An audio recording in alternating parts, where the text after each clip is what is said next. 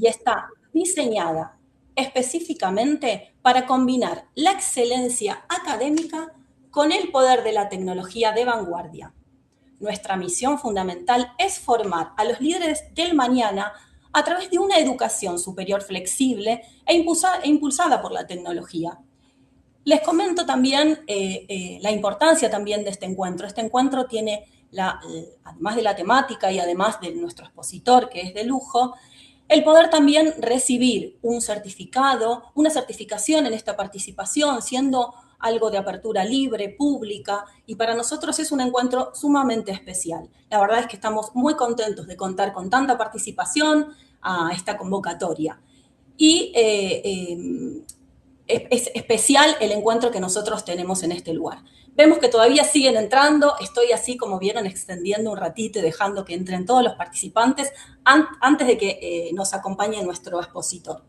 En el mientras tanto, bueno, vamos a reforzar algunas cuestiones que hace un ratito he dicho para quienes habían comenzado, y es esto de recibir la certificación, la van a recibir a través del correo electrónico con el que ustedes se registraron para poder recibir el link de acceso a la clase. Y después lo que sí vamos a pedir es la posibilidad de tener silenciados los micrófonos para poder escuchar al profesor. Y luego, cuando finalice la exposición, vamos a dar un lugarcito o un espacio para que pueda haber algún intercambio con el doctor, algunas preguntas, algunas consultas o algo que se pueda comentar. Así que bueno, vamos a empezar despacito, siguen entrando y esto nos pone muy felices esta convocatoria. Así que bueno, ¿estás, querido profesor? ¿Estás, Paulo? Hola, buenas tardes, un gusto. Paulo, un gusto. Bueno, les cuento que para abordar la temática de hoy, tenemos el agrado de que nos acompañe en este encuentro en calidad disertante principal, es el doctor Paulo Falcón. El doctor Paulo Falcón es abogado, es doctor en humanidades y es especialista en gestión universitaria. Se desempeña como docente, investigador y gestor académico con una amplia y destacada trayectoria, tanto en Argentina como en América Latina. Ha ocupado cargos de relevancia nacional e internacional, entre los cuales se destaca su labor como director nacional de gestión universitaria del Ministerio de Educación de Argentina, así como su rol de miembro en diversos organismos vinculados a la UNESCO. Actualmente ejerce las funciones de rector de la Universidad KS y participa activamente en diversas redes y organismos internacionales del ámbito universitario. Así que bueno, estimado Paulo, para nosotros es un honor que nos acompañes en este espacio y bueno, estamos atentos a lo que necesites, a tu disposición. Bueno, muchísimas gracias por la invitación a la Florida Open University. Muchas gracias a tanta gente amiga que veo sumada acá. Veo a Paola, por ejemplo, a Daniel, a Eduardo y tanta gente valiosa que ha aportado muchísimo y lo sigue haciendo a la educación en Argentina y en otros lugares. Para mí es un gusto que me doy en términos personales poder participar de un espacio como este, un espacio de encuentro, un espacio que nos convoca a discutir y debatir en torno al conocimiento y hacerlo en una universidad que se define como universidad abierta, que tiene un proyecto institucional que desde Estados Unidos mira a Latinoamérica y al mundo en lengua española, en lengua portuguesa, además de lengua inglesa, como bien decía la presentadora, con una propuesta ágil, flexible, dinámica, que entiendo es la propuesta que debería tener la universidad del presente y del futuro. ¿Sí?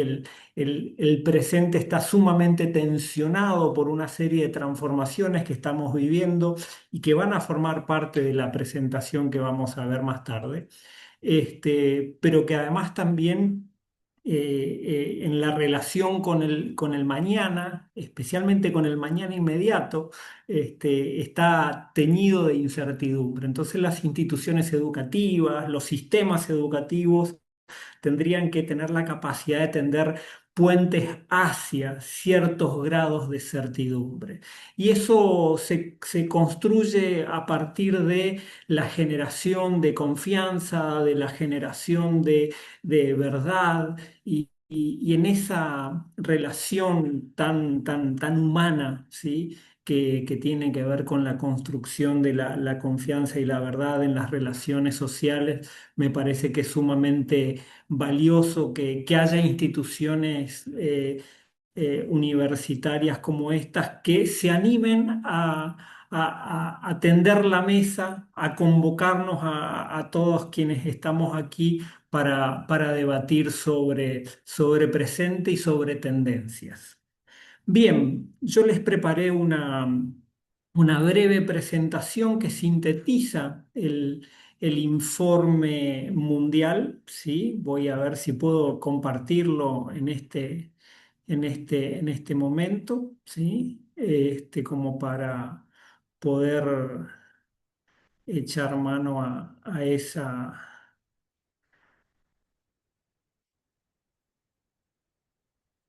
Bien.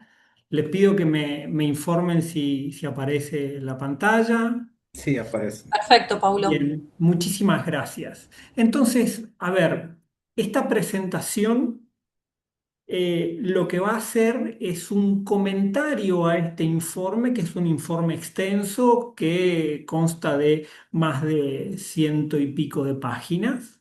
Y en ese informe hay una serie de componentes que hacen a esta presentación que hace escasos días UNESCO ha hecho público, ¿sí? Entonces vamos a comentar aquellos datos que por lo menos desde mi perspectiva aparecen como sobresalientes y que quiero compartir con ustedes, ¿sí?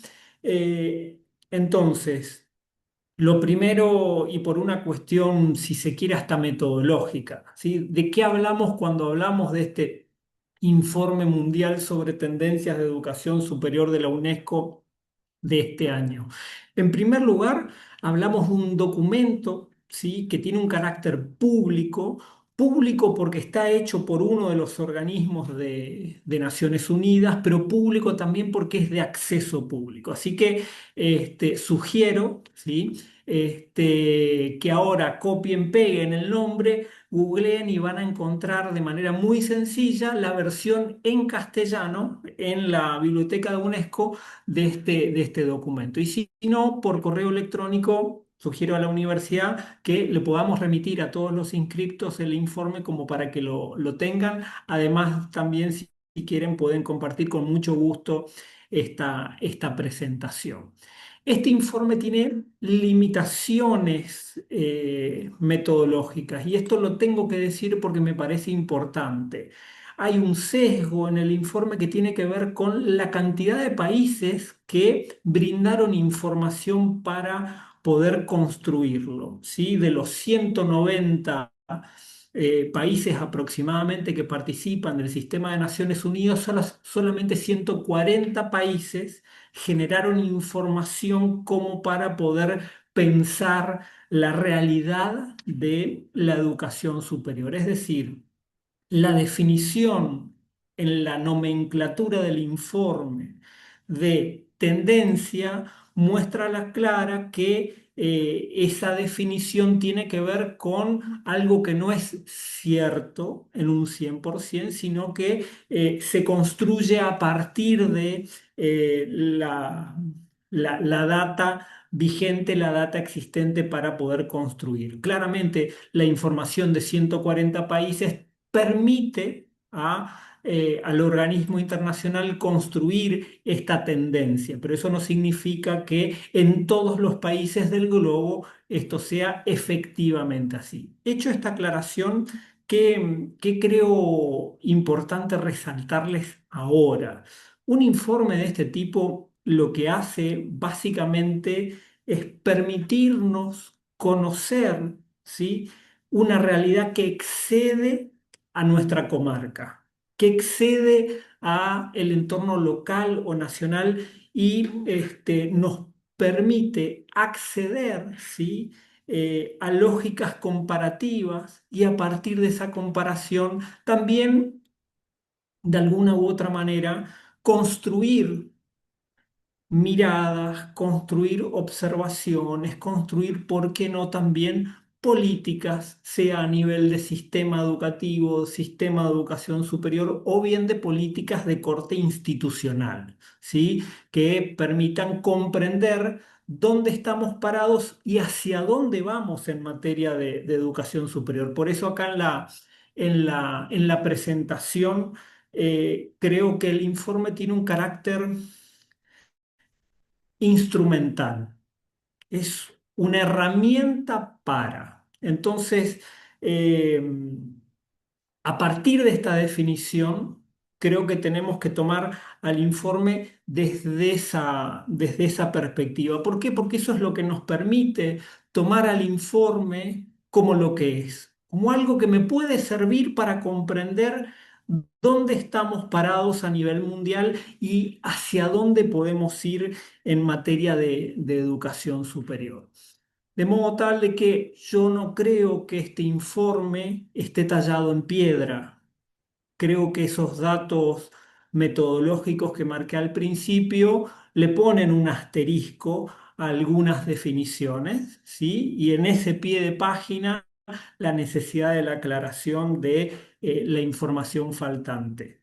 Dicho eso, también me parece un dato relevante de decir que no podemos gobernar a la educación en general y a la educación superior en particular sin datos. La opacidad de los sistemas educativos, la opacidad de las instituciones de educación superior, la falta de transparencia, la falta de rendición de cuentas o de accountability en algunos casos, nos generan una situación en donde hay aproximaciones pero no necesariamente realidades. Marco este dato metodológico porque creo que, en definitiva, la ausencia de información impide muchas veces que las decisiones que se toman para corregir, para enmendar, para resolver algunos de los temas que aparecen en la agenda educativa puedan tener la mejor solución posible. Entonces acá el informe, al mostrar una tendencia, también muestra o pone en evidencia este faltante. Y yo lo tomo porque, si bien es algo que aparece como al pasar en el informe, creo que hay que plantearlo en términos de cuestionamiento y crítica hacia las prácticas que suelen tener algunas instituciones y sistemas educativos. Dicho esto, ahora lo que les propongo es recorrer en distintos apartados de esta presentación los temas que en el informe aparecen como más relevantes. Hay cuestiones asociadas centralmente a las personas que componemos los procesos vinculados a la educación superior, y después también hay algunos aspectos asociados a organización y funcionamiento de la educación superior en un contexto de transformación digital.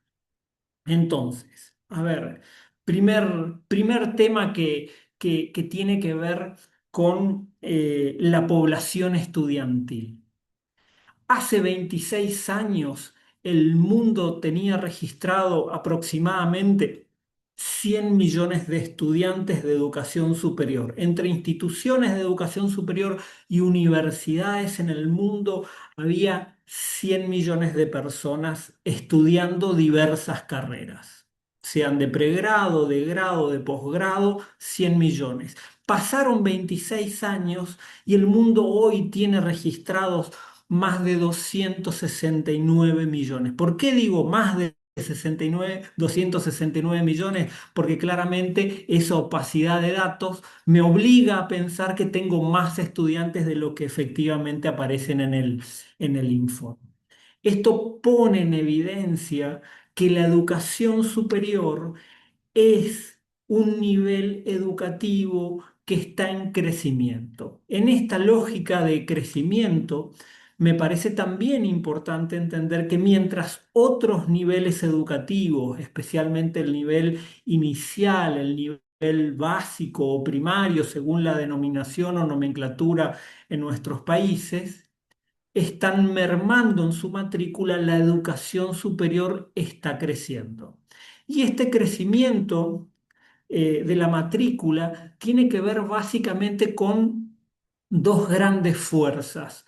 La primera tiene que ver con la consolidación de la idea de la educación de secundaria como educación obligatoria. Cuando la educación primaria era obligatoria, creció la educación secundaria. Cuando se consolida la educación secundaria como el tramo obligatorio, lo que crece es el tramo formativo posterior. Por lo tanto, al haber más personas egresando de la escuela media, tenemos una mayor demanda en estudiantes en el tramo superior. Y la otra vía, la otra fuerza importante en términos de crecimiento de matrícula tiene que ver con las personas que ya estamos egresadas, que volvemos a la educación por un postítulo, por un posgrado, por educación continua, por educación ejecutiva.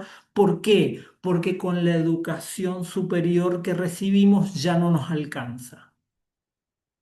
Los cambios científicos y tecnológicos que están modificando las lógicas que tiene el capital y la organización del trabajo para pensar y poner esta discusión en categorías tradicionales de análisis dialéctico, nos obligan a tomar nota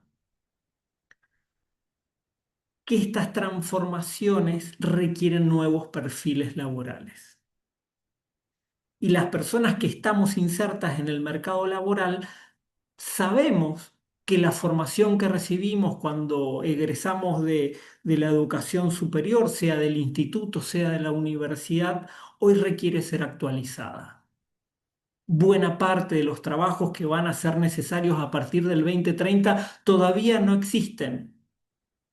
Y por lo tanto, esto nos obliga a pensar por lo menos dos cosas que son complejas. La primera es que hoy estamos formando a personas que van a tener que resolver problemas que todavía no existen y que por otro lado el avance tecnológico como estas tecnologías que nos permiten compartir a personas que estamos en Argentina, una universidad que está en Estados Unidos, con participantes que aquí estoy viendo de México, de Colombia, de Uruguay, de Ecuador, de Honduras, etcétera. Claramente también entender que el espacio de nuestro trabajo en muchas profesiones tiene que ver con el éter, tiene que ver con lo virtual. Entonces también las personas que están estudiando pueden ejercer en cualquier lugar del mundo. La globalización es un hecho para buena parte de las empresas y también para buena parte de trabajadoras y trabajadores. Otro dato que nos brinda el informe tiene que ver con las desigualdades regionales. Hay una enorme desigualdad entre el mundo anglosajón, el espacio europeo de educación superior, Asia-Pacífico y la región de África y América Latina y el Caribe. En el caso de América Latina y el Caribe, hacemos un doble clic a partir del público que tenemos. Es la región más inequitativa del planeta. ¿Eso qué significa? Que entre los que más recursos tienen y los que menos tienen hay una mayor brecha. Y esto impacta notablemente en las posibilidades de acceso, ¿sí? Y de graduación en la educación superior, ¿sí? Entonces, no es casual, ¿sí? Que en buena parte de nuestros países haya avances y retrocesos en términos de políticas de ampliación de la cobertura en educación superior o de restricciones según el caso. Entonces, estas desigualdades están siendo notorias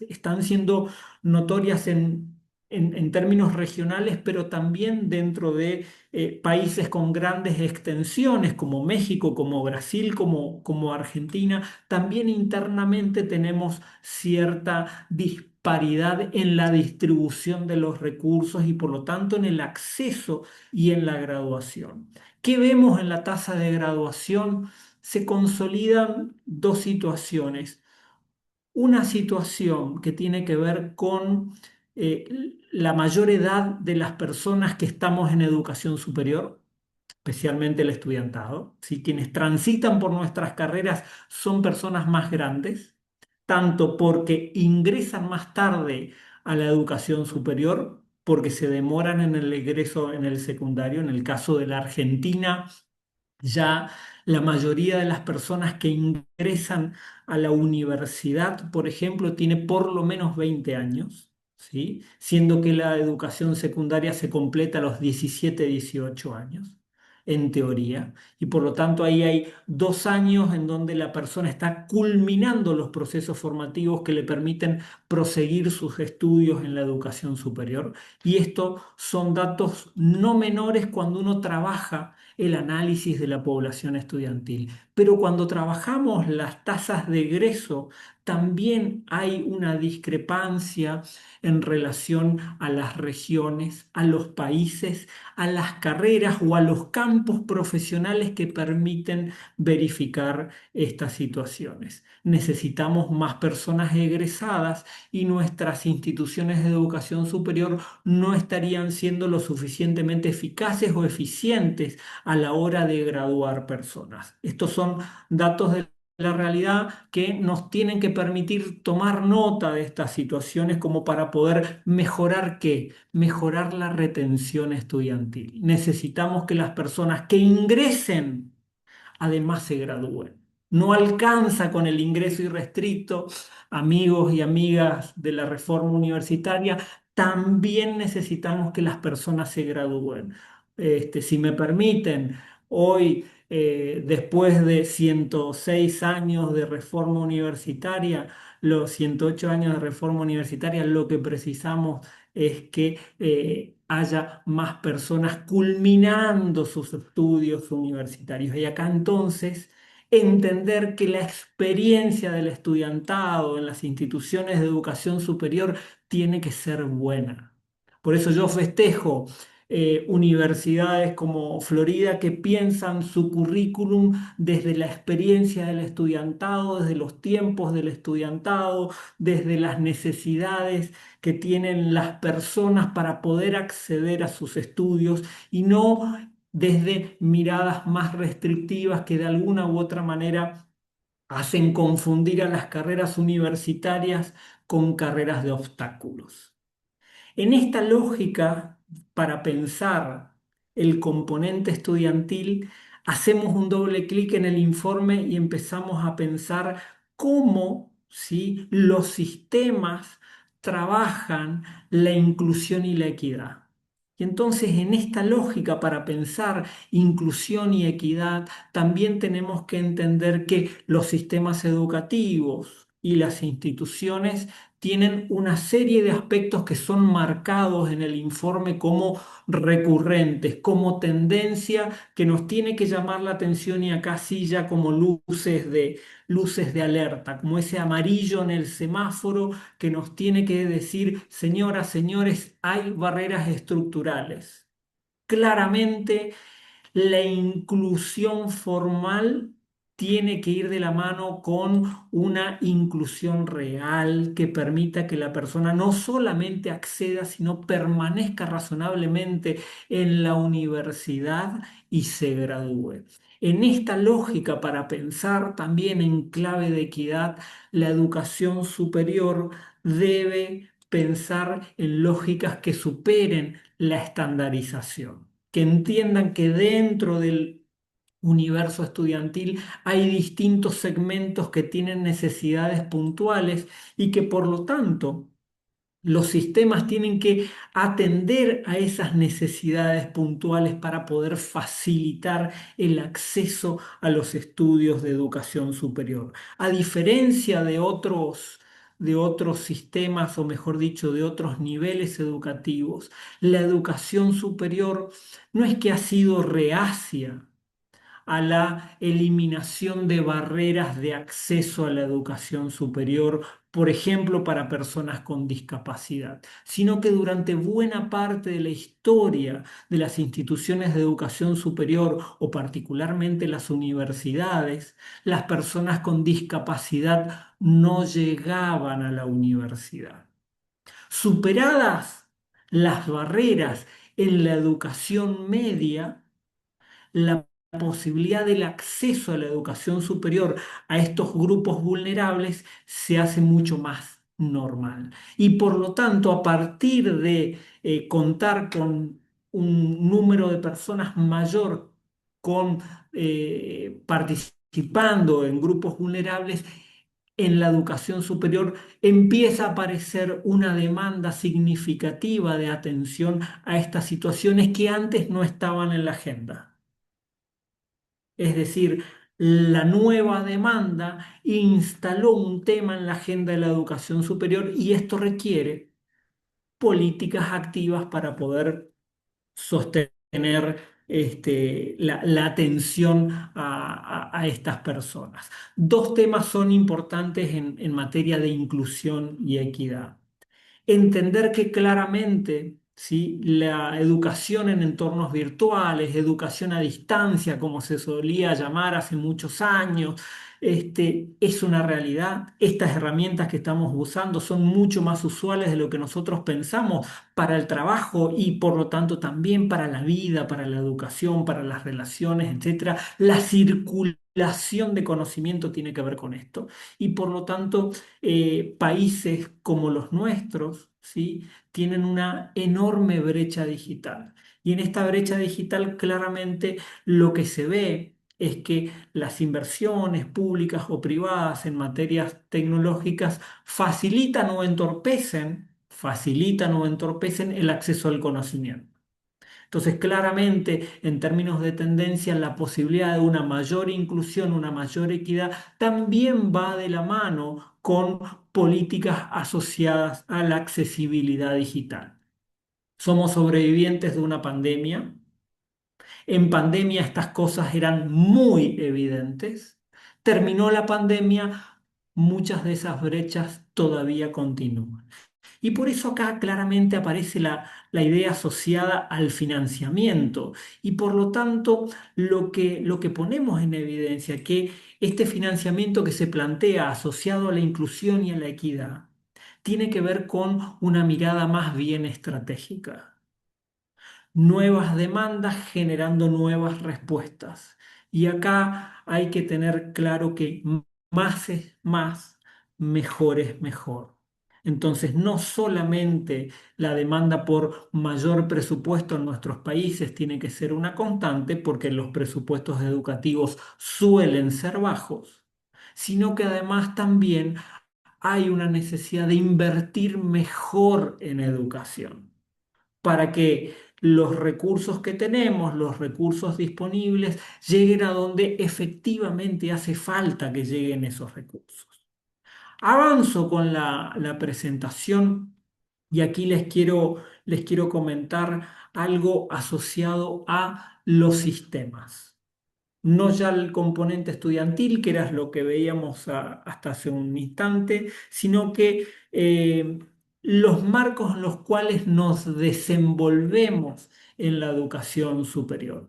Y en estos últimos años, ¿qué hemos encontrado en la educación superior? Primero, un enorme crecimiento de instituciones de educación superior. El número de instituciones de educación superior, sean institutos o universidades, se disparó a nivel mundial.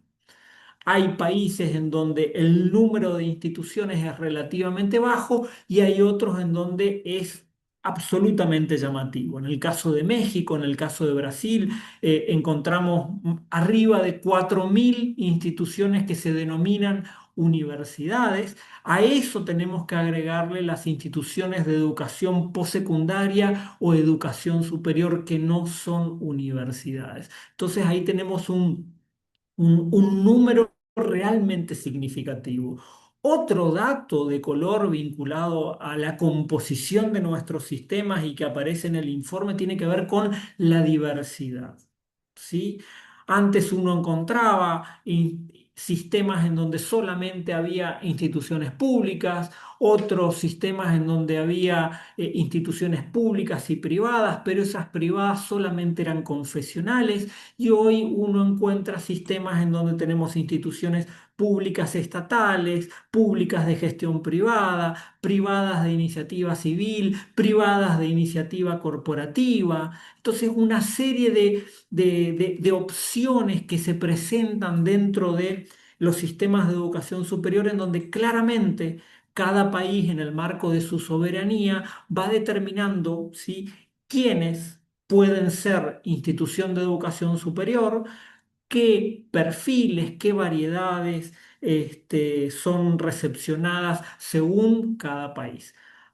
Acá como dato me parece interesante incorporar un concepto dentro de la lógica del gobierno de los sistemas, porque en buena parte de los sistemas de educación superior del mundo y especialmente en América Latina y el Caribe, esta resolución de ampliación y de diversificación no necesariamente va de la mano de el concepto de pertinencia. Y para que haya pertinencia, yo tendría que tener un plan que me permita, ¿sí?, traer el futuro al presente y empezar a construirlo. Y eso es prospectiva, y eso es planeamiento, y eso es la necesidad de que los marcos de gobernanza, tengan una lógica asociada a la relación necesaria que en la educación tiene que haber entre presente y futuro.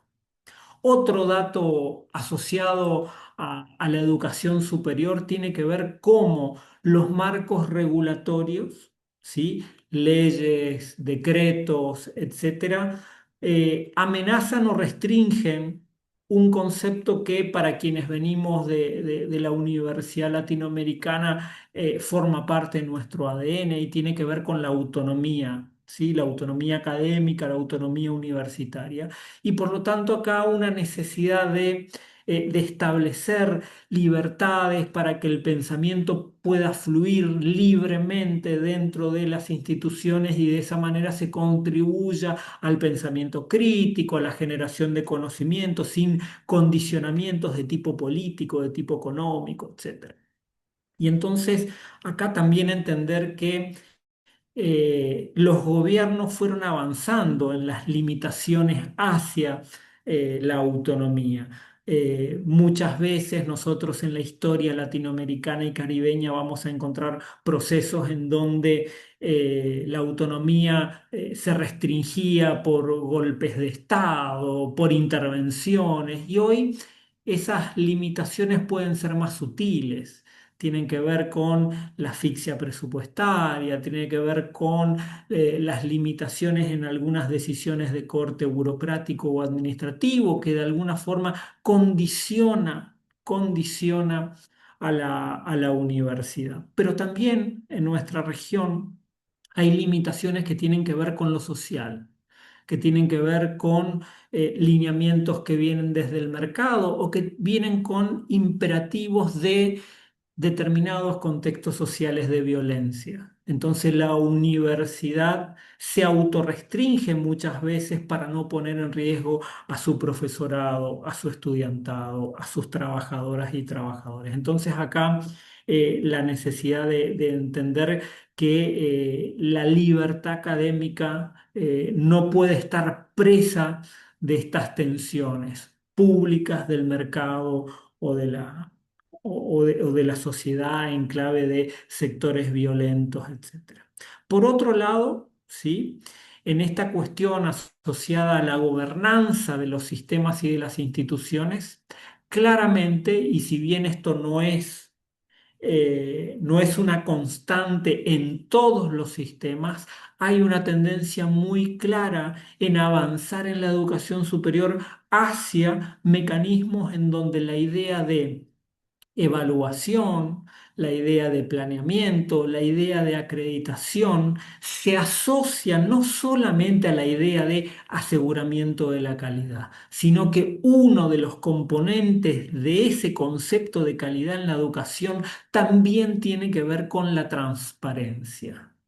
Entonces acá es sumamente valioso entender cómo las instituciones y los sistemas empiezan a valorar a actos públicos como la rendición de cuentas, la accountability, como algo que hace a la esencia de nuestras instituciones.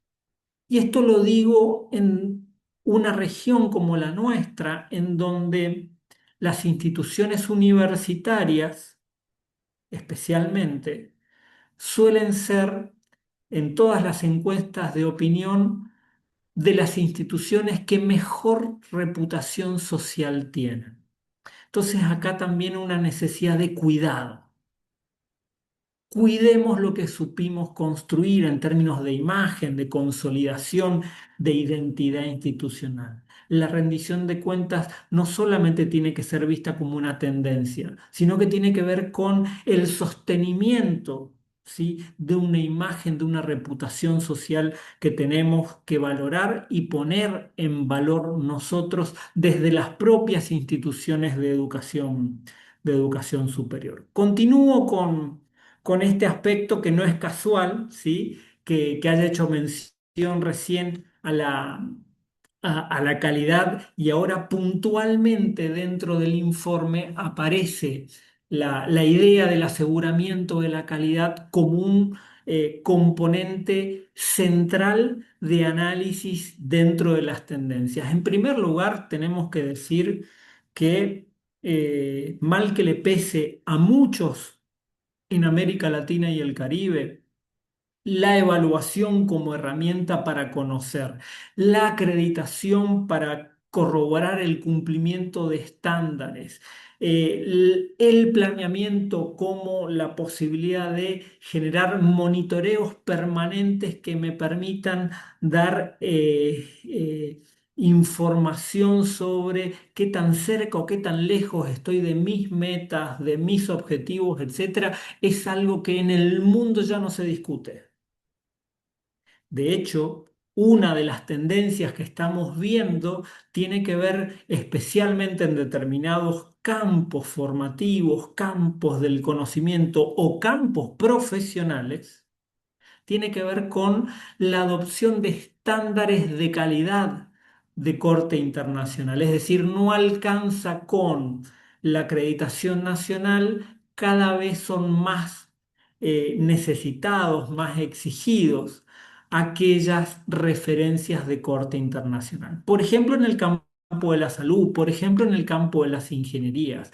Hay determinados aspectos que son indiscutibles que un profesional de estas profesiones tenga que poder acreditar en cualquier lugar del mundo. Y esto tiene que ver claramente con procesos, como vamos a ver dentro de unos instantes, con la movilidad académica y profesional.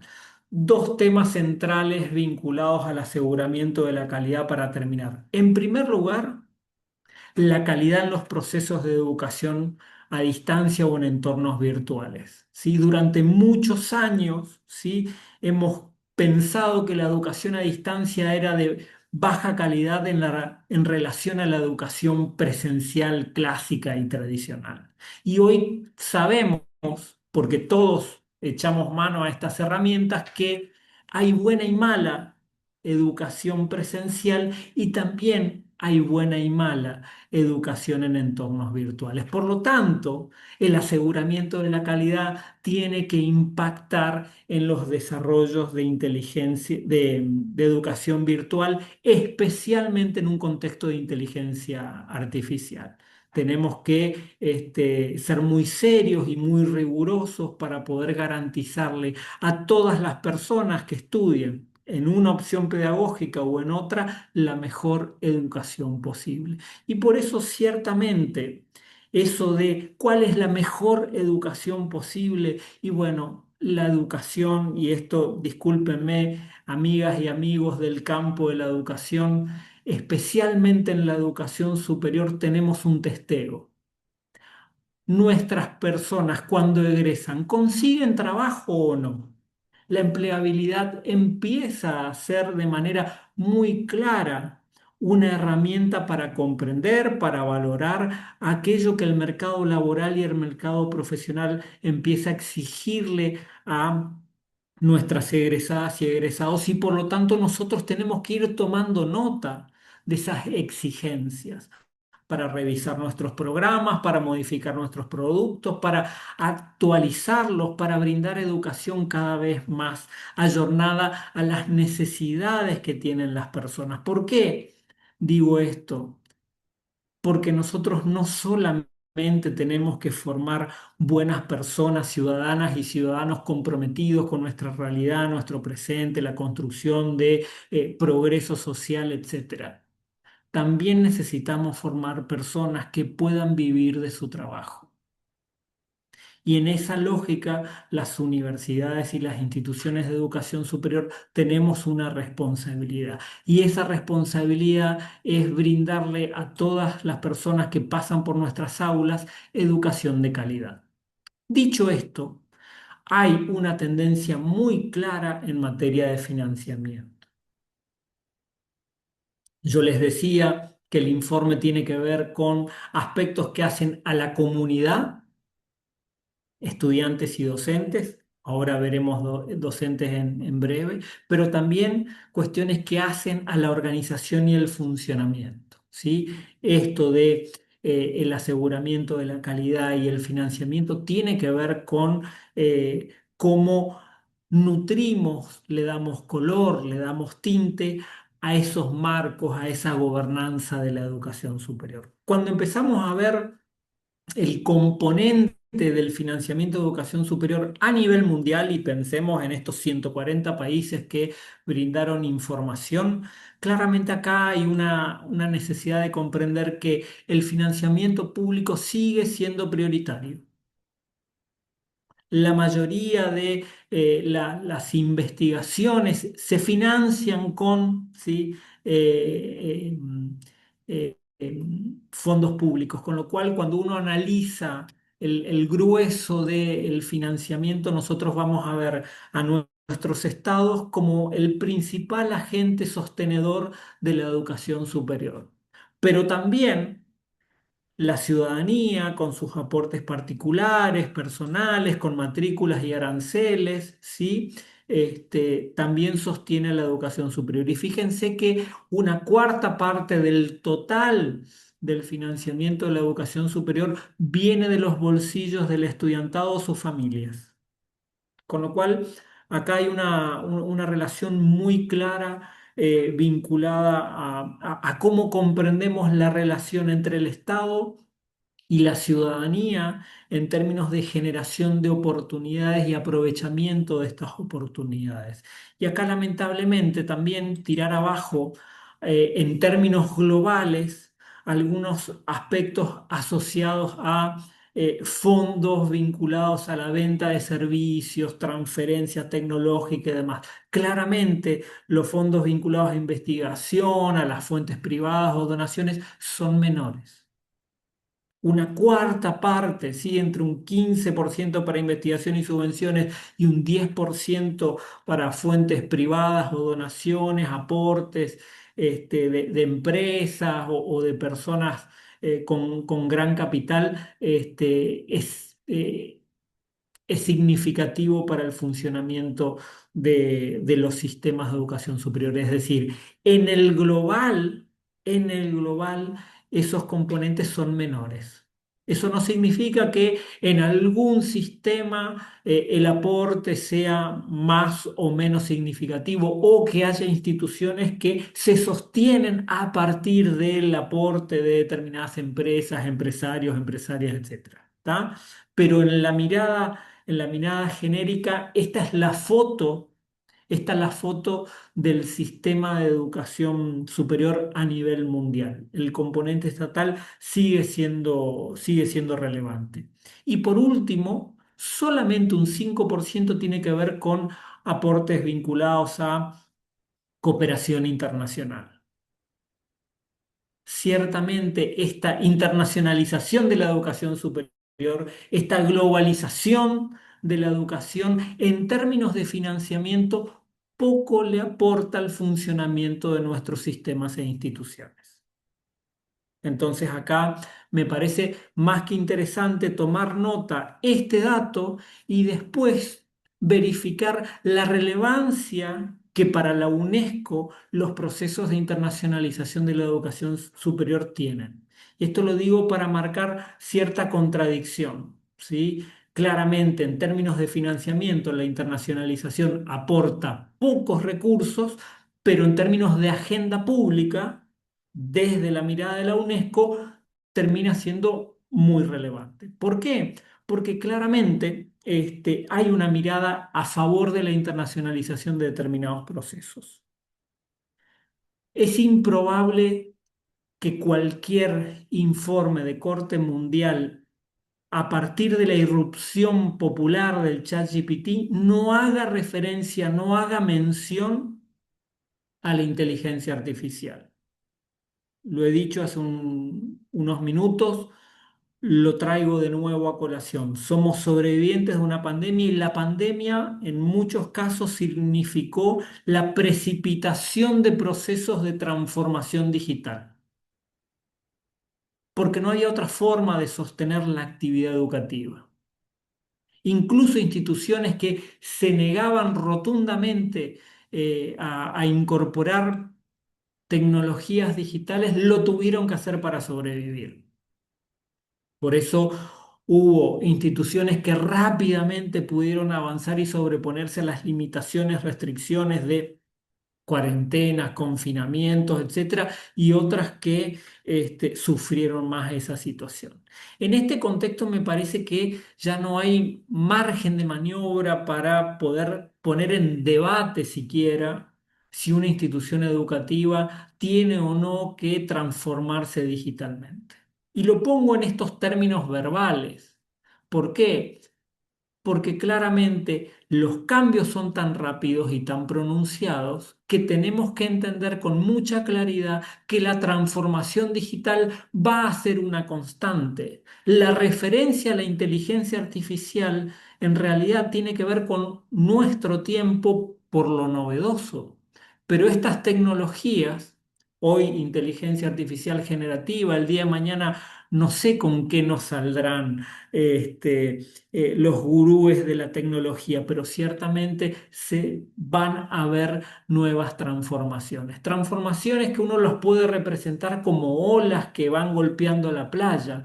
Viene una detrás de otra. Entonces pasamos hace 30 años de la transformación fenomenal que fue la expansión de Internet y lo que eso provocó en términos de circulación de información y conocimiento a esta nueva revolución, ¿sí?, tecnológica que trae la inteligencia artificial generativa y cómo estas herramientas pueden ser usadas en favor de el aumento de la generación, de la circulación de las enseñanzas y los aprendizajes. Y acá me parece importantísimo asumir que no hay vuelta atrás.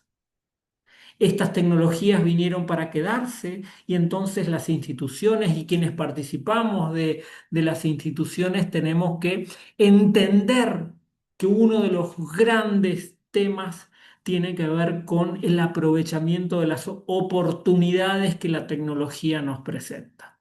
Con todas las discusiones éticas que avalo y que comparto, pero claramente también con todas las oportunidades, insisto, que esto nos genera. Por eso acá hay una necesidad de digitalizar lo académico, incorporar herramientas de inteligencia artificial para poder trabajar mejor la gran variedad de recursos que hoy nos brindan estas herramientas, asumir que esas brechas digitales que teníamos y que hacíamos referencia hace unos minutos persisten inclusive dentro de nuestras instituciones y que por lo tanto nosotros Si hay algo que tenemos que consolidar hoy con mucha claridad, es la construcción de una ciudadanía digital que permita al estudiantado, al profesorado, a quienes trabajamos en instituciones de educación superior, contar con las herramientas que nos permitan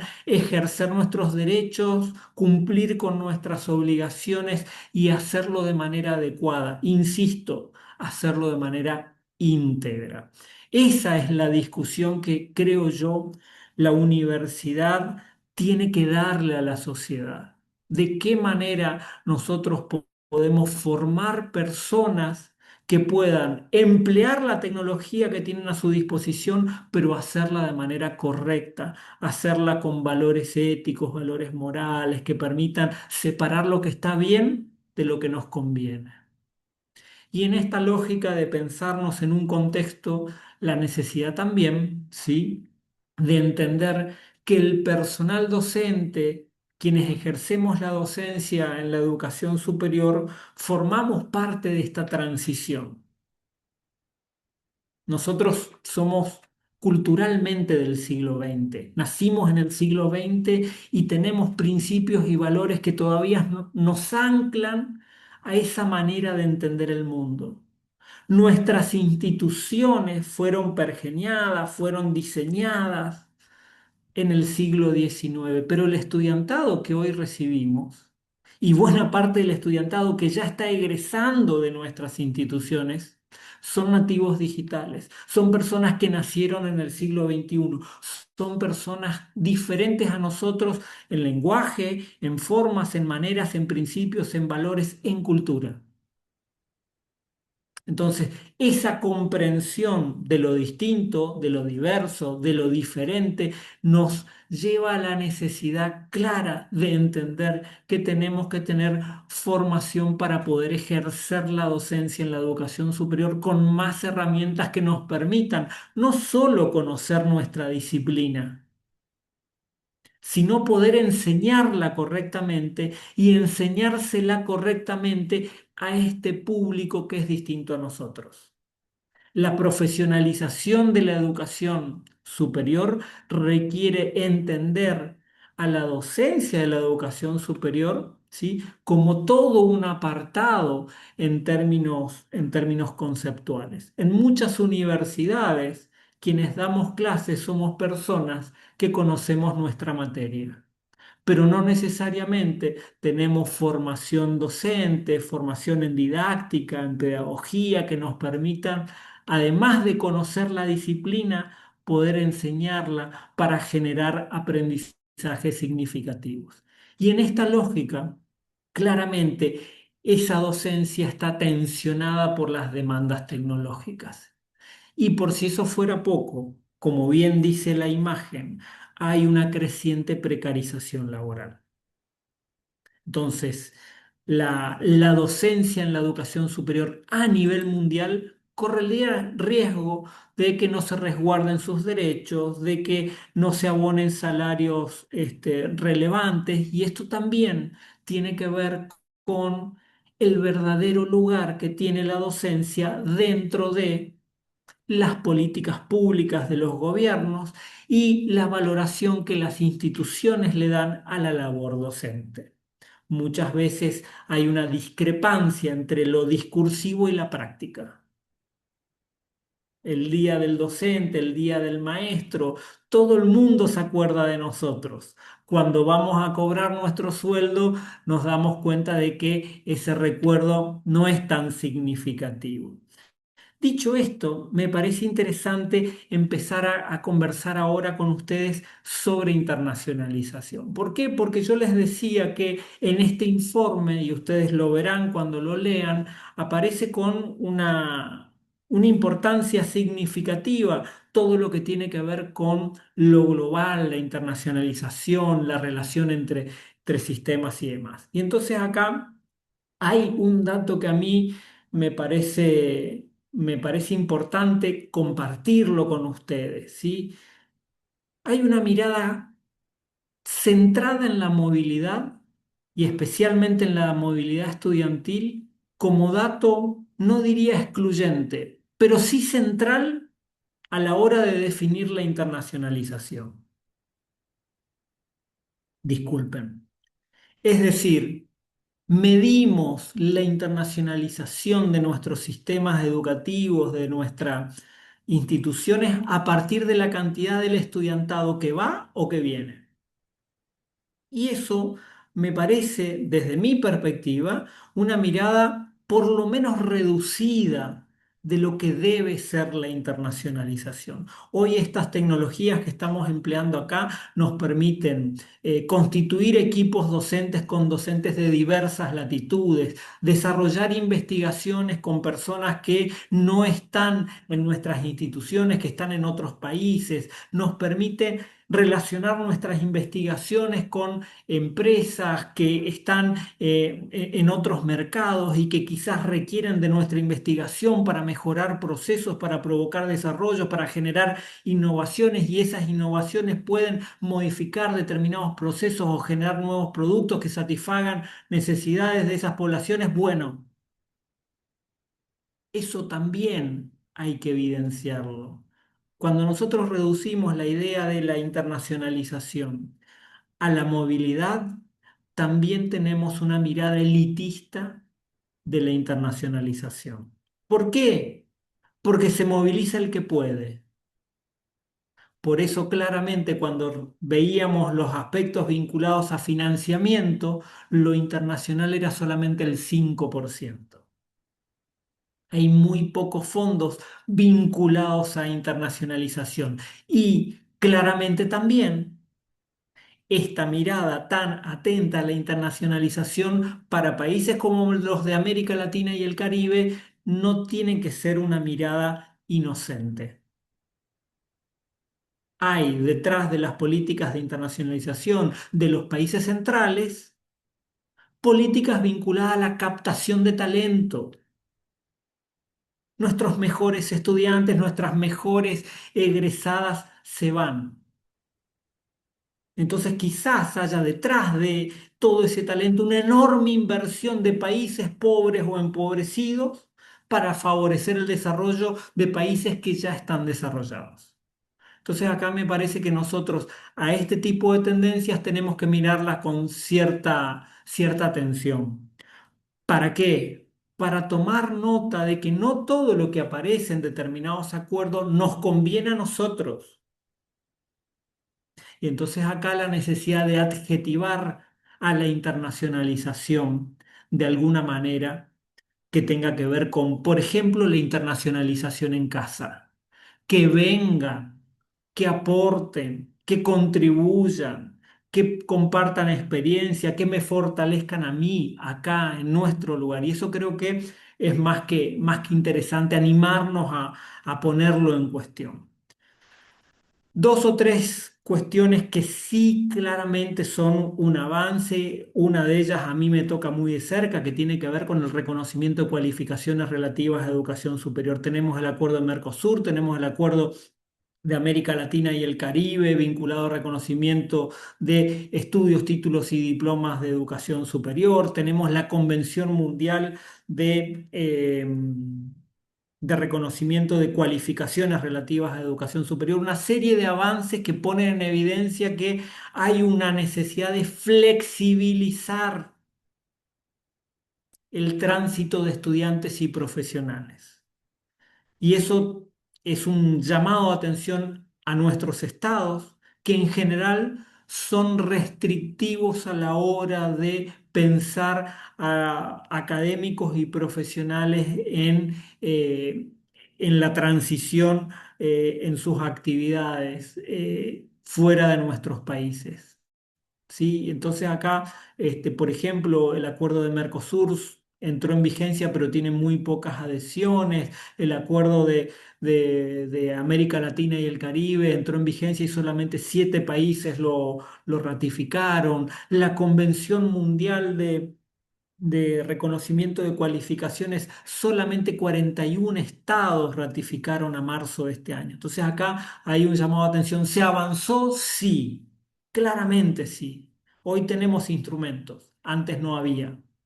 Ahora bien, Pocos estados han ratificado esto en los últimos años y entonces acá también estos avances se ponen en riesgo en términos de las implicancias reales que tienen para la población académica. Lo otro tiene que ver con nuestro clima de época, un clima de época en donde las violencias, las guerras complican y condicionan las relaciones internacionales. Y eso hay que asumirlo como una realidad. Hay una multiplicidad de conflictos bélicos en este tiempo, más allá de Rusia e Ucrania, más allá de Estados Unidos e Irán. Prácticamente tenemos conflictividad o conflictividad latente en buena parte de los continentes, entonces eso es un dato no menor en términos de condicionamiento, ¿sí? Bien, y para ver las tendencias asociadas a la educación superior, ¿qué es lo que me parece interesante compartirlos desde una mirada muy particular y personal, como ustedes se darán cuenta, ¿no? Este, en general, de esos 269 millones de estudiantes matriculados, solamente muy pocos acceden a movilidad internacional. Por lo tanto, que la movilidad internacional tenga tanto lugar en la agenda llama la atención. Por otro lado, insisto con esta lógica, si son tan pocos, claramente, además eso termina siendo elitista en términos de referencia, ¿sí? Como consecuencia de estas definiciones políticas, marco la concentración de destinos académicos. En el caso, yo estoy en Argentina en estos momentos, en el caso de Argentina, si tienen que pensar un país a donde irse, el grueso piensa España, por familiaridad, por cercanía cultural, pero también lingüística.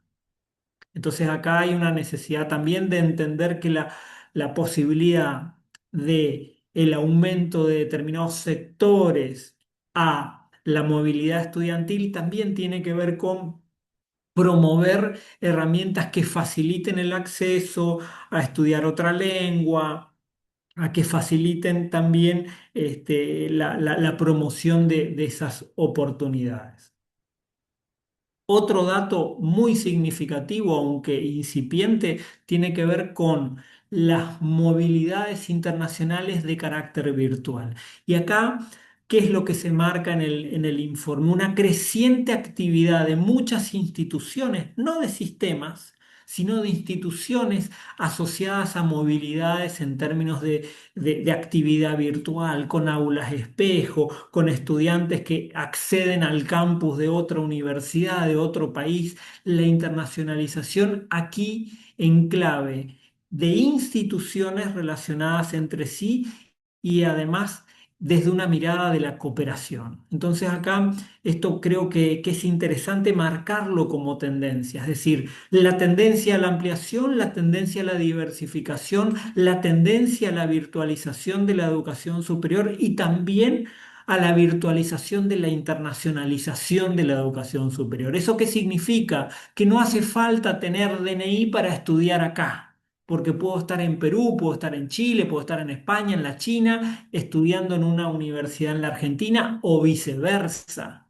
¿Sí? Y eso también es un llamado de atención a las restricciones que tienen muchos países en relación a determinadas políticas migratorias.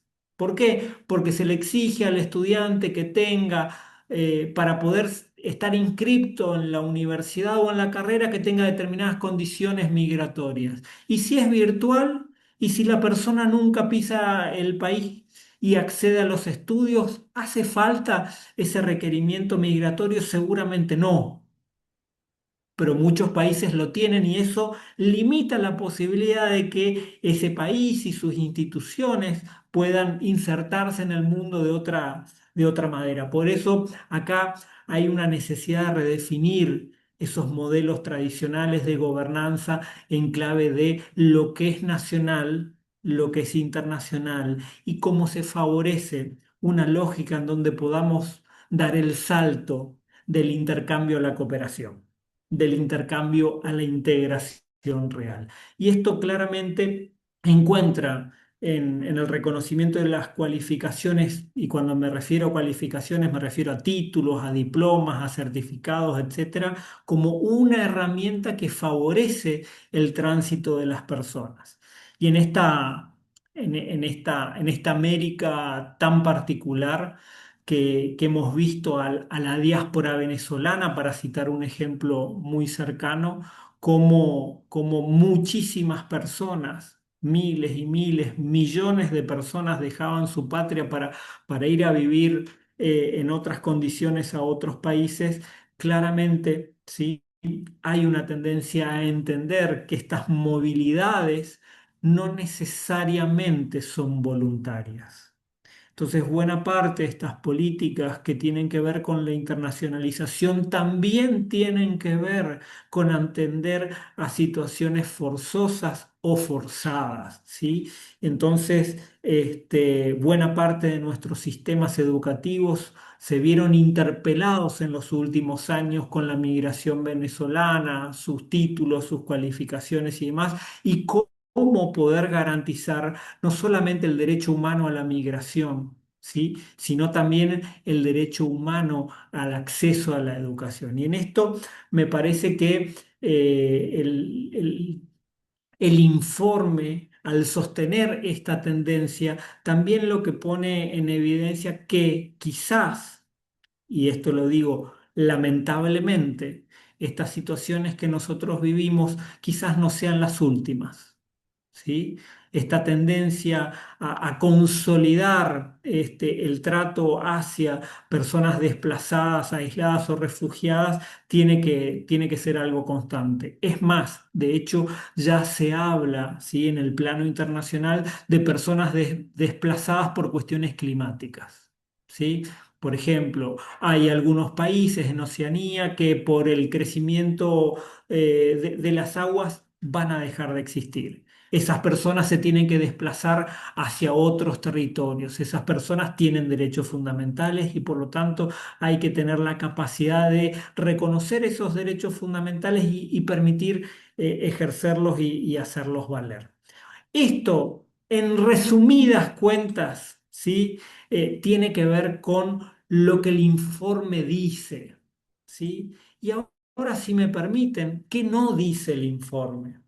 Y esto también tómenlo como un aporte personal a esta conversación, a este debate. ¿Por qué? Porque un informe de tendencias tendría que ser lo suficientemente amplio que abarque todas las cuestiones asociadas a la temática vinculada con la educación superior. ¿Sí? Y estos títulos que analizamos hasta ahora son los títulos del informe. Pero el informe no hace referencia a la investigación, no hace referencia a los desarrollos, a la innovación, a la creación artística. El informe no hace referencia alguna a los procesos de vinculación, de transferencia, de extensión universitaria, la famosa tercera función sustantiva. No hay mención alguna a esto. Y por si eso fuera poco, tampoco el informe, aún en esas referencias concretas hacia la transformación digital, no incorpora una mención a lo que las tecnologías tienen que provocar en nuestros viejos, vetustos y arcaicos diseños curriculares. Perdón que lo ponga con tantos adjetivos, pero me parece que hay que ser claro con algunas definiciones. Hoy las tecnologías y la inteligencia artificial están interpelando nuestros diseños curriculares, nuestros programas, nuestras carreras, nuestra práctica curricular, y con esto me refiero a la gestión académica y por lo tanto cómo enseñamos y cómo aprenden las chicas y chicos en nuestras aulas, laboratorios, talleres, prácticas, etcétera, y por lo tanto también en las competencias que generamos. Estos tres aspectos para mí son fundamentales y el informe omite referencia a estas cuestiones. ¿Sí? Hay una referencia más bien a la educación superior en clave de enseñanza y aprendizaje, pero no el conjunto de actividades que las instituciones de educación superior desarrollan. Entonces acá me parece un llamado de atención importante como para tomar nota de que el informe tiene limitaciones, ¿sí? Que tiene restricciones de corte metodológico, pero también en el criterio de inclusión de temas, hay temas que quedaron afuera de ese índice del informe.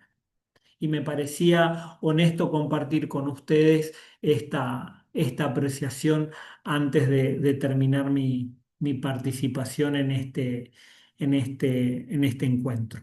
Bueno, para terminar de nuevo, muchas gracias a Florida Open University por este espacio, por este encuentro. Veo que en determinado momento superamos las 200 personas en línea, que hay muchos mensajes y participaciones, así que muchas gracias y yo atento a ver qué preguntas quieren que podamos compartir.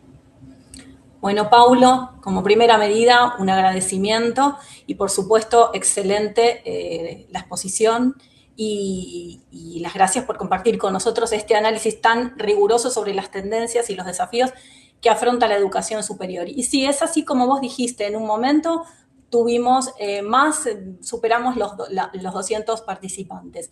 Y fui, si te parece a vos, si estás de acuerdo, irte leyendo algunos mensajitos, si algunos podés ¿Cómo no? contestar.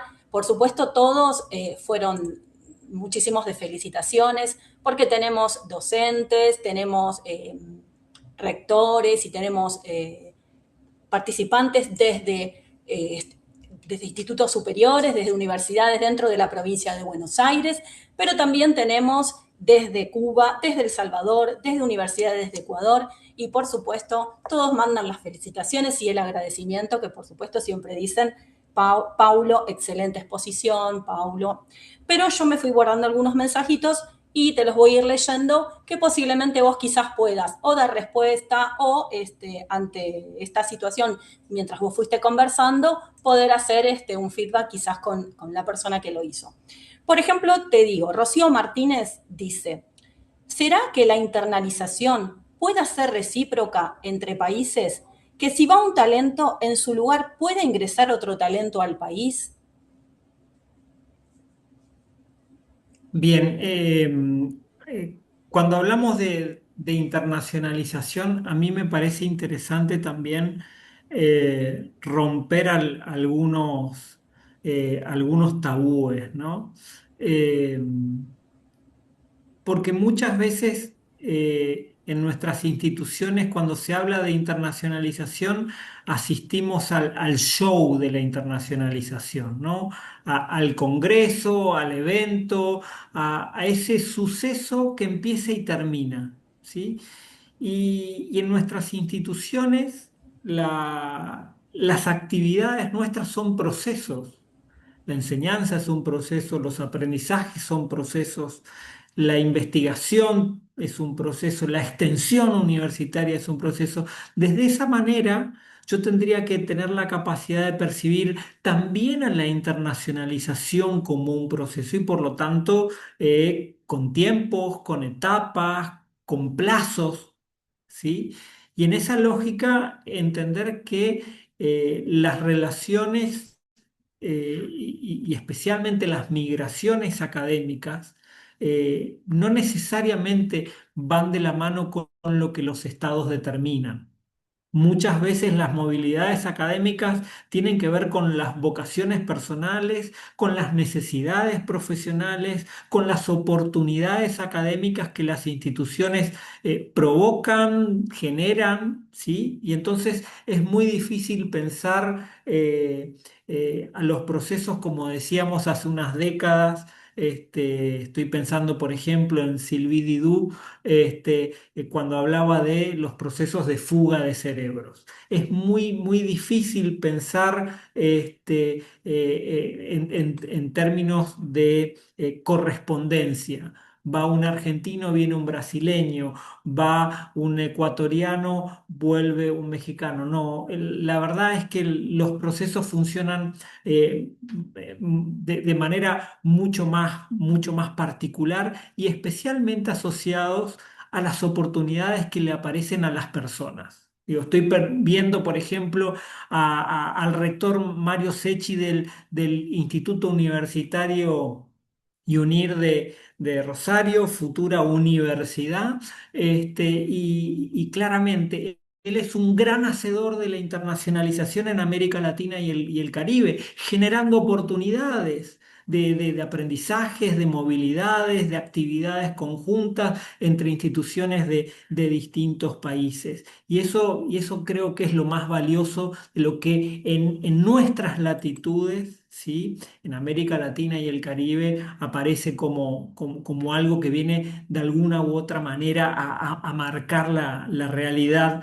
de la internacionalización, ¿no? Tenemos otro, dice, la no inversión no va de la mano de la degradación de los docentes y las vacancias del informe. ¿No hay una intencionalidad en todo ello? Pregunta Paola San Martín.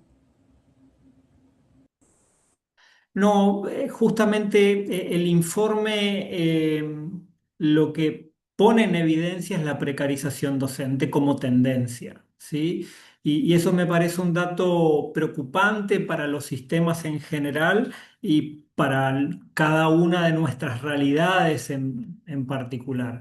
En esto creo que hay una significativa eh, puesta en evidencia de que esa tendencia viene a poner en riesgo a el sostenimiento de la educación superior desde este costado humano que tiene que ver con el ejercicio de la práctica docente. Por otro lado, el tema del financiamiento y cómo el financiamiento desde el Estado y desde los otros sectores que aportan en base a cómo los diversos sistemas educativos entienden a la educación y su financiamiento, creo que también es interesante tenerlo en cuenta. Cada sistema, ¿sí? Tiene lógicas propias y particulares que permiten evidenciar por lo menos dos cosas. ¿Cuál es el lugar del conocimiento dentro de la valoración social? Y por otro lado, a partir de eso, ¿cuál es el lugar de la educación y de la universidad dentro del abanico, ¿sí? de prioridades sociales y a partir de ello de políticas públicas? Y eso va a depender mucho de la lógica de la construcción en cada estado, en cada país, de esas prioridades, ¿no?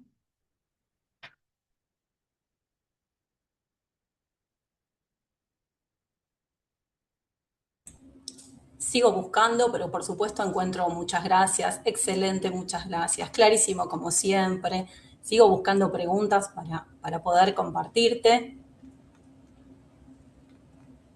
Ahí veo Patricia Viera de Uruguay plantea una pregunta en relación a nuevos formatos de internacionalización. Exacto. Bueno, es muy interesante la pregunta porque claramente nosotros venimos de moldes muy estandarizados como los que yo he marcado y criticado en el informe en relación a donde la internacionalización básicamente es movilidad estudiantil, ¿sí? Y entonces acá lo que nosotros tenemos que animarnos a pensar a partir de muchos autores en si la internacionalización en realidad a esta altura del desarrollo de nuestras instituciones no tendría que ser considerada otra función sustantiva, quizás transversal a todas las otras funciones y por lo tanto ver lo académico en clave de internacionalización, la investigación en clave de internacionalización, la extensión en clave de internacionalización y eso nos permite romper esa mirada tan acotada a que los chicos vayan a hacer un semestre a una universidad amiga en España, ¿no? Entonces acá la necesidad de romper esa mirada segmentada. Y lo otro, la adjetivación. La internacionalización en casa, la internacionalización integral, la internacionalización en entornos virtuales, la internacionalización a través de herramientas como las clases espejo, las herramientas de colaboración internacional, etcétera. Digo, hay una serie de nuevas formas en donde uno puede recrear internacionalización que creo yo quizás sea mucho más democrática, sea mucho más accesible, por lo tanto menos elitista y también más conveniente para nosotros. ¿Me puede hacer alguna pregunta? Hola Mario, ¿cómo no? Mucho gusto. Simplemente felicitarte, Pablo, agradecer, por supuesto, a la universidad organizadora de este evento. Simplemente quería hacerte una pregunta o que me dieras tu opinión ¿Cómo con no? respecto a cómo hilvanamos nosotros el aseguramiento de la calidad en casa y los límites de la autonomía universitaria. ¿Hasta cuándo llega nuestra autonomía? No me refiero solamente a los procesos de Argentina, sino en el resto de los países. ¿Somos realmente, tenemos autonomía? ¿Está vigente la autonomía? Bueno, yo creo que la idea de autonomía plena no existe, ¿sí? Y también me parece que nosotros solemos confundir a la autonomía con soberanía, ¿sí? Entonces acá me parece que hay que adjetivar a la autonomía por lo menos con un primer concepto, autonomía responsable. La autonomía asociada a la pertinencia, la autonomía asociada a la necesidad de ejercer mi libertad en un contexto en donde yo como institución de educación superior tengo que poder brindar respuestas a problemas sociales. Y ahí me parece que instituciones como la tuya, Mario, pero acá veo una serie de instituciones o de personas que trabajan en instituciones que tienen mucho compromiso social, que dan cuenta de que el ejercicio de la autonomía además va de la mano con una legitimidad social importante. Y lo otro, que sí me parece que aparece en el informe con un llamado de alerta y de cuidado, es cómo muchos estados, muchos gobiernos de estados, ven con preocupación el ejercicio de la libertad académica. ¿Sí? Y entonces aparecen restricciones, aparecen limitaciones, y eso creo que en el informe es muy marcado.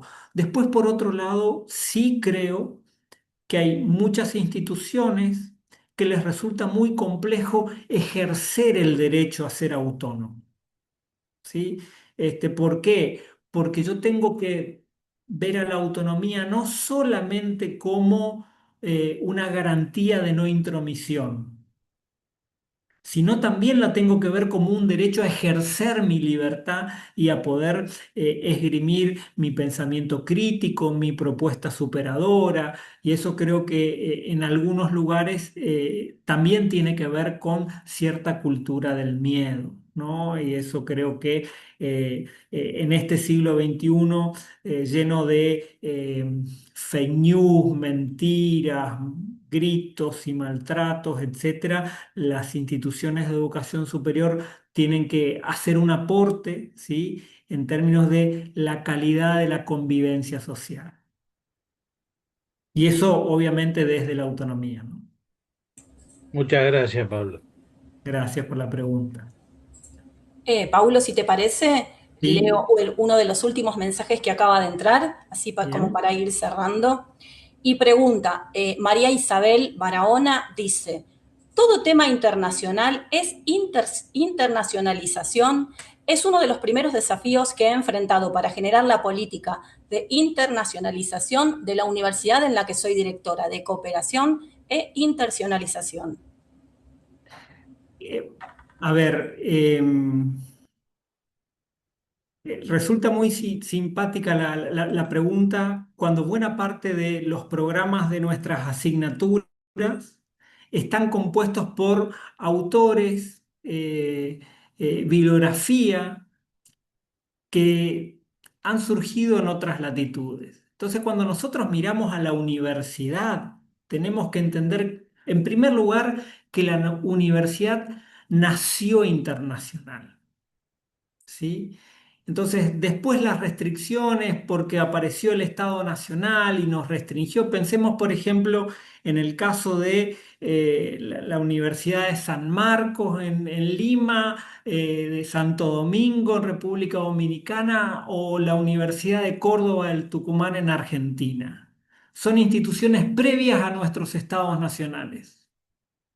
Cuando se constituyó el Estado Nacional, la universidad ya tenía siglos. Entonces, esa institución se incorpora a un Estado, el Estado la hace parte y empiezan las limitaciones. Pero la verdad es que la construcción del conocimiento no entiende de fronteras y límites.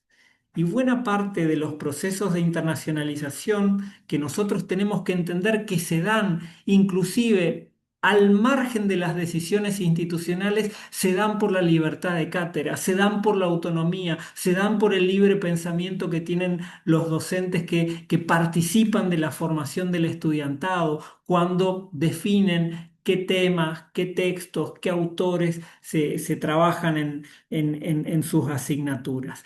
Esa definición ya es el primer paso que nosotros tenemos que entender que tiene que ver con asumirnos como instituciones internacionalizadas e internacionalizables.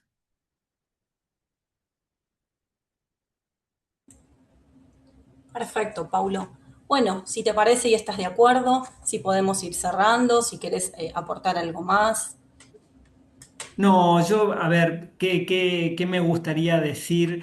Aprovechando que hay tanta gente amiga acá, la veo a Dolores Suárez, colega de cátedra de la Universidad Nacional de Tucumán, mi alma mater, y veo otra gente amiga, pero en la persona de ella, muchas gracias por compartir este espacio y de nuevo, muchas gracias a la universidad por tender la mesa para que estos ciclos de debate sobre educación tengan lugar y les deseo que para los próximos encuentros el debate sea tan rico, tan variado, tan intenso como el que tuvimos en el día de la fecha.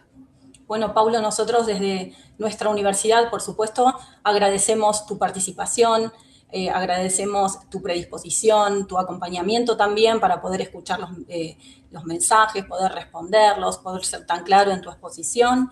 Y agradecemos también desde la universidad a todos los participantes y a cuántos fueron por haberse unido, por el respeto de haber estado acompañándonos. Y por supuesto, es un placer y es un honor, por supuesto, también poder tener estos encuentros y, como dijiste vos, por muchos más encuentros así de este tipo. Si me dejás aclarar algo más antes de cerrar, porque hubo algunas consultas en el chat que lo estuvimos viendo y es con respecto a los certificados y con respecto a también la grabación, saber que van a recibir el certificado y que también van a tener compartida la grabación de este encuentro tan valioso a través de los correos electrónicos que han registrado en los links para tener el acceso a la charla. Así que de eso, bueno, es un tiempito para que podamos organizarnos y van a tener todos el envío para poder tenerlo en su poder el certificado. Bueno, dicho esto, Paulo, en nombre de la universidad te damos las gracias a vos y a todos los participantes. Y si te parece, damos por cerrado el encuentro. Muy bien, muchas gracias. Gracias a todos, buenas noches. Buenas tardes, buenas Buenas noches. tardes, buenas noches, muchas gracias a todos. Gracias a ustedes. Buenas noches. Hasta la próxima. Buenas noches, gracias. Adiós. Chao, Gracias. gracias. Gracias, Pablo. Buenas Por todo. noches. Pablo, por la Gracias a oportunidad, ustedes. Gracias, hasta Hasta la luego. próxima. Muchas Si vuelven a gracias. hacer una reunión, inviten, está muy buena la conferencia. Muchas gracias. Gracias por unirse. Un abrazo. Gracias, hasta luego. Bueno, muy bien, muy bien.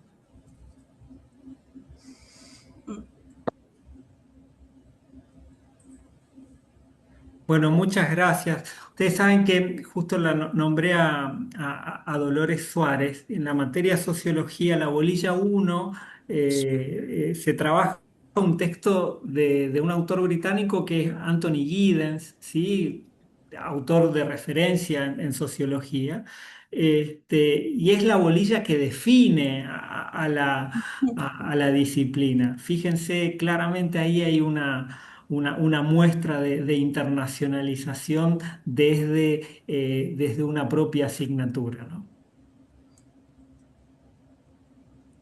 Bueno, Y eso que no estoy hablando de Giddens y la tercera vía y esas cosas, ¿no? Bueno, muchísimas gracias. Cuídense gracias, mucho. Paulo. Buenas noches a todos. Adiós. Chao, Eduardo. Pablo, gracias. Muy buena la charla, ¿eh? Gracias. Después hablamos.